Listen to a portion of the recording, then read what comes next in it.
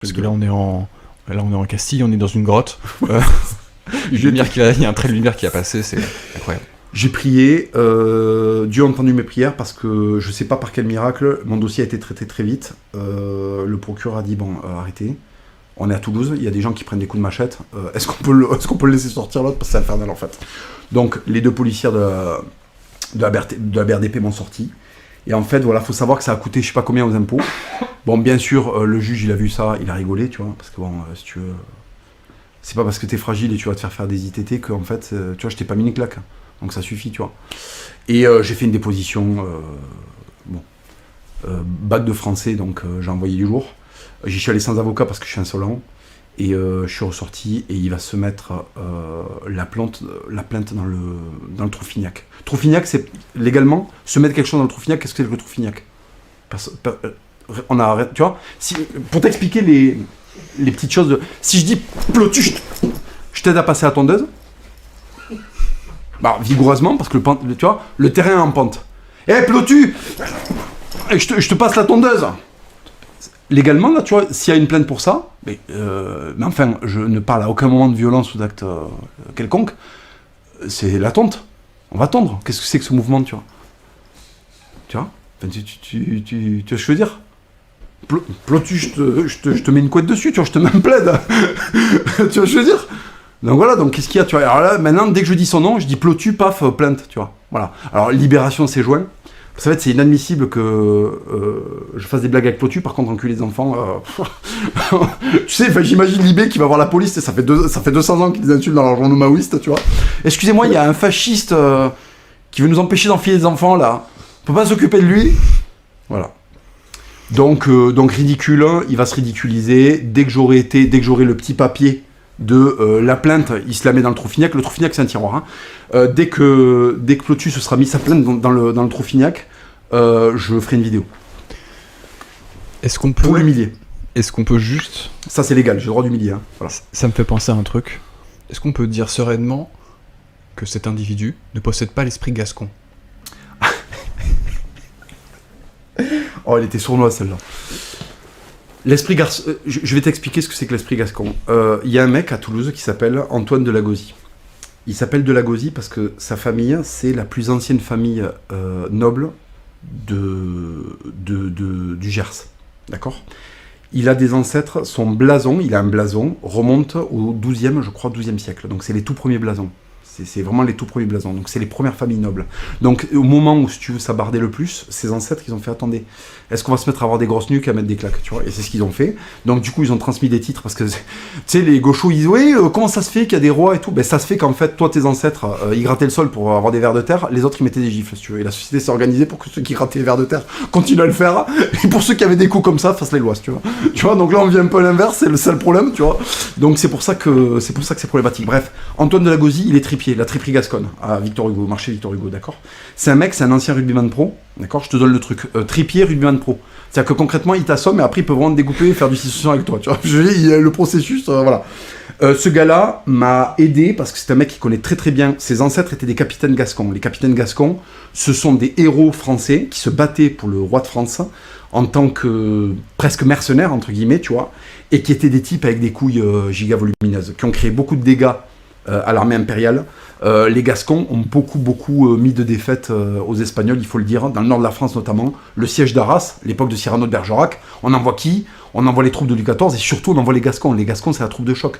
C'est les mecs qu'on envoie quand il y a du lourd en face. Et à l'époque, il y avait du lourd en face. Donc on envoyait les Gascons. Et les Gascons, c'est le fer de lance de l'armée française. C'est des mecs qu'on envoie en Italie. C'est parmi les grands capitaines des campagnes d'Italie. Et si tu veux, Antoine Delagozie, c'est un héritier de tout ça. Et en fait, il n'y a pas de secret. Quand je vois Antoine Delagozie et quand je vois Pierre Plotu, il y a deux natures, il y a deux chimies. Tu vois, là, les prises de sang, c'est pas les mêmes.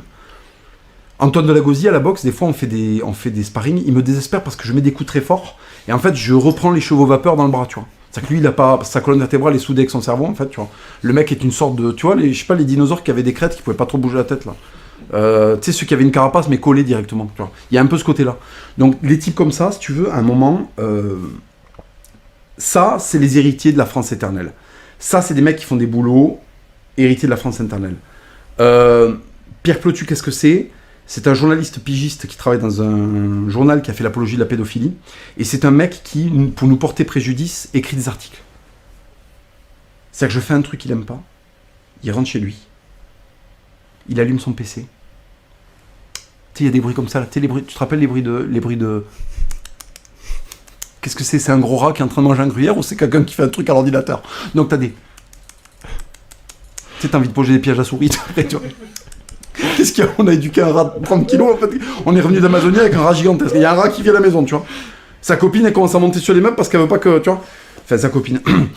Enfin, je sais pas. Et donc, il y a des... Donc, il ouvre des fenêtres. Open Office. C'est la barre qui fait... Calibri 12, interligne 1.5. Et là, il y a du...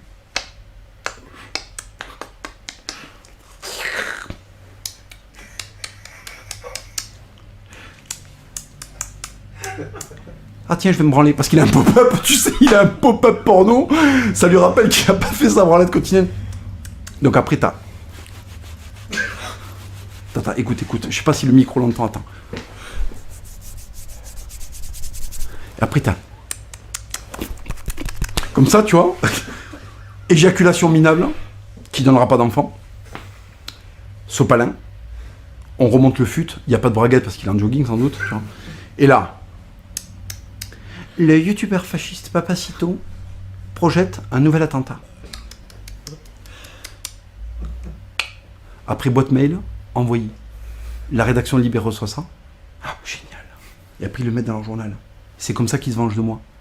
Au Moyen-Âge, quand t'aimes pas un mec, cheval, tu sais, il n'y a que des bruits très forts. Le bruit du galop, là, paf, paf. Le mec arrive à ta porte. Tu ouvres, coup de masse, tu sais, il y a du bruit là, tu vois. On n'est pas chez je sais pas qui là, tu vois. C'est sonore, tu vois ce que je veux dire, c'est sonore là, ça envoie là, tu vois, ça résonne. Les mecs résonnent, ils pas travaillés comme ça, des têtes comme ça. Tu sais, les mecs ils ont des habits en ferraille donc ça claque de partout. Le cheval il tire sur la corde, ça fait bouger la baraque, tu vois. Parce que les mecs montaient des percherons et des grisons, en fait, tu vois ce que je veux dire. Là, voilà. Mais comment t'expliquer que Pierre Plotu peut pas prendre un cheval? Parce que déjà, faut se faire obéir, tu vois. Monter dessus, c'est complexe. Faire 40 km avec, venir frapper chez moi, autant te dire que Maximus, 55 kg, il n'y a pas match, tu vois. Et me dire, voilà, j'aime pas ce que tu fais, t'es un énorme fils de pute, t'es chauve, t'es gros, j'aime pas ta gueule, espèce de babou, je vais t'éclater. Il peut pas faire ça. Donc il fait des articles. Et il y a des lois qui ont été créées dans des loges pour protéger les individus comme ça. Moi, j'ai jamais parlé de ce mec-là avant qu'il parle de moi, tu vois. Tu vois le truc? Et donc je dois supporter qu'il y ait 10 articles, tu vois, voilà, pour me faire une réputation de merde, en fait. Bon, mais ça... À l'époque du siècle furieux, à l'époque des Gascons, à l'époque des ancêtres d'Antoine de la Gauzie, si tu veux, ça finissait en coup de courge dans les costilles. Tu vois ce que je veux dire? Donc, si tu veux, oui, la figure du Gascon, c'est stylé, et Antoine de la Gauzie, c'est un être humain différent de Pierre Plotu. Et juste pour info, Antoine de la Gauzie, c'est le gars qui m'a grandement aidé à écrire les chapitres qui concernent... Il y a 2 chapitres sur les Gascons. C'est beaucoup le travail d'Antoine de la Gauzie, il faut rendre à César ce qui appartient à César. De tout ce que tu viens de dire, est-ce que tu aurais certaines valeurs de ce siècle furieux à nous partager qui t'ont particulièrement marqué? La soif de puissance. La soif de puissance, c'est ce qui manque terriblement. Et aujourd'hui, on castre et on attaque les mecs qui ont soif de puissance et qui démontrent qu'ils ont acquis un peu de cette puissance. En fait, les gens n'ont plus le moteur pour acquérir de la puissance ou en vouloir. Et c'est insupportable de voir des types dans le panorama qui ont cette volonté de puissance. Tu vois? Donc dès qu'il y a une initiative qui est créée, c'est de la merde. Et t'as une armée de médiocres qui se forment pour attaquer ces initiatives-là. Et je citais tout à l'heure l'atelier Missor, il a été attaqué, parce que quand il montait son entreprise, quand l'entreprise est montée et qu'il commençait à avoir des résultats, les gens ferment leur gueule. Ça a été pareil pour le Raptor. Il est revenu 6% de body fat, la croustille choco noisette elle déboîte, la méga moelleux elle déboîte, je viens d'en enquiller 2 avant de faire le live, je vous mens pas, tu vois. Tout le monde a fermé sa gueule, entreprise, soif de puissance, développement de soi. Et ce sont des gens qui en plus font ça, une fois qu'ils l'ont acquis eux, ils le transmettent aux autres. Parce qu'il y a cette volonté-là. Quand tu arrives, si tu veux, à avoir quelque chose de bon pour toi, si tu es quelqu'un de bien, tu as envie que les autres en profitent. Tu as envie de les amener vers ce mieux. Tu vois ce que je veux dire? Et moi, je trouve ça super. Dire aux gens, bougez-vous, faites vos 10 000 pas. Dire aux gens, allez, essayez d'écouter un petit peu moins de musique. Essayez de passer votre temps, non pas à consommer de la série, mais à consommer des choses qui vont vous apprendre des choses. Mais c'est génial. C'est beaucoup plus ça qu'il nous faut qu'un programme politique qui aura peut-être une chance de passer dans 25 ans. Tu vois le truc? Et en fait, c'est très dur de tenir ces positions-là Parce qu'en fait, t'as une armée de mecs qui ne branlent rien et qui capitalisent sur le commentaire, l'indignation, qui vont t'attaquer. Parce qu'en fait, tu casses leur business. Le business actuellement à droite, qu'est-ce que c'est? Oh, vous avez vu ce qui s'est passé là? Il y a tel mec qui s'est fait égorger à tel endroit. Ok, qu'est-ce que je fais de cette information? Elle me pourrit mon moral, elle me donne plus envie de rien, j'ai plus envie de faire de famille. Voilà. Quelqu'un qui te dit, ah les gars, oui c'est la merde autour, mais toi tu vas te prendre en main, tu vas aller faire un footing, tu vas aller pousser les salles, tu vas pousser les portes de la salle de boxe, tu vas aller tanquiller 20 km de vélo parce que c'est ta passion, tu vas te dédier un peu à ta femme, tu vas faire un truc stylé avec tes gosses, tu vas lire un bouquin qui va t'apporter quelque chose, tu vas aller visiter un bel endroit, tu vas changer tes habitudes alimentaires et tu vas avoir une meilleure santé, tu vas te reprendre en main, tu vas te fier de toi un petit peu, tu vois. Ces mecs-là, ils mettent les rentiers de l'indignation au chômage. Parce que le rentier de l'indignation, son système, il est basé sur quoi? Tu t'indignes, tu continues à n'avoir aucune solution, tu bades, il te maintient dans cet apport d'information, lui, ça lui fait des vues, tu vois. Tu vois, le mec qui n'a que des trucs à rapporter ou à commenter, il produit rien. Toi, tu lui donnes du temps de cerveau disponible, il fait de l'argent sur toi. Il fait de l'argent sur toi, il fait de l'argent sur ton cerveau. Voilà, ton cerveau acquiert des informations qui te rendent toi mal, lui, ça le met bien, parce que lui, son boulot, c'est d'envoyer cette information-là. Lui, après, il fait autre chose. Peut-être qu'il lit, peut-être qu'il fait du sport. Si t'as suivi ces 3 lives, il y a 3 soirs où t'es pas allé faire du sport, où tu t'es pas occupé de toi, t'es pas allé voir ta gonzesse. Donc maintenant, il faut que cette rupture, elle se fasse. Maintenant, on travaille pour ceux qui ont envie de travailler, ceux qui n'ont pas envie de travailler, tant pis pour eux. On a jeté les bases idéologiques, ça y est, elles sont sur YouTube, là, ça y est. Tu vois, si tu veux te former politiquement, sur YouTube, il y a tout.